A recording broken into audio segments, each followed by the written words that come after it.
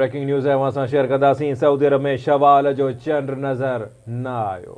अवांखे update कयूं पिया। Saudi अरब में ईद उल फितर 10 अप्रैल ते थींदी। अवांखे अपडेट कयूं सऊदी अरब में शवाल जो चंड नज़र न आयो आहे। अवां सां ख़बर शेयर कयूं पिया। सऊदी सुप्रीम कोर्ट इहो ऐलान कयो आहे त सऊदी अरब में ईद उल फितर 10 अप्रैल ते थींदी।